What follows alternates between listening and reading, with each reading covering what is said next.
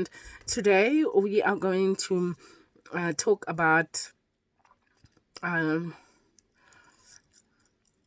scripture that was probably introduced to you quite early in your childhood, whether it's kindergarten. I know me, crash, now the preschool, most of you, that's what I'm talking about, a Sunday school, but it was introduced to us quite early because it's quite powerful, and it remains powerful no matter how familiar it is to us.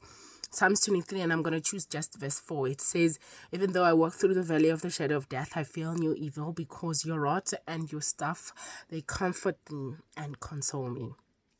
Beautiful verse, isn't it? I think so. And I'm going to give you a couple of examples that I have used over the years, and I know that most of you will know what I'm going to say. So, and a friend of mine a few years ago, we sat down together, and we realized about the decisions that we make in life, that sometimes we thought things to a point and not through a point. And that's how we have remained friends until now, because we remind to each other of the consequences, or the consequences of thinking to a point and not through a point, or even the consequences that come with thinking through a point. What are things that we're going to? I'm going to make a very easy example for you. A married couple will have challenges that they face because of one person wronged the other. And in that way, because you feel that you have been wronged by your partner,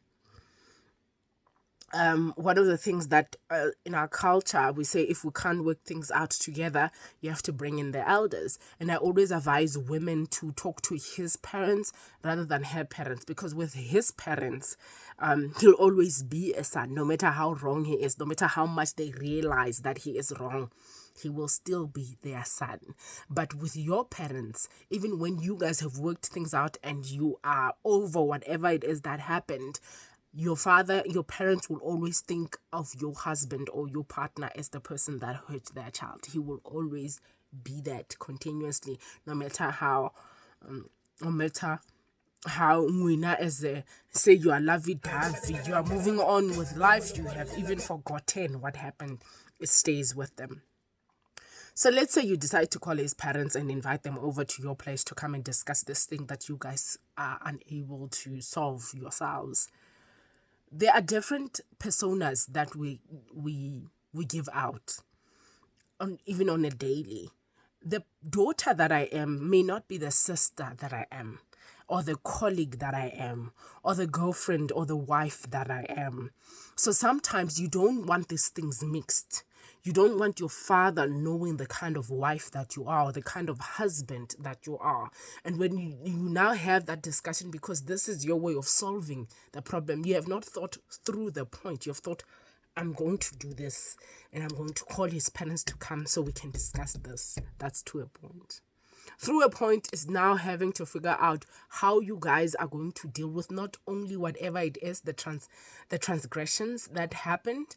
Now, not only that, now you have to figure out how now the other partner feels, because you exposed a part of him or her that her parents did not know, or his parents did not know, and now there's shame, and there's a feeling of not being protected by your partner that now you have to deal with, over and above whatever it is that you guys could not solve together. So thinking things through the point is thinking, okay, they're gonna come and we're gonna discuss it. What then? How do we then move on with them having to come and leave?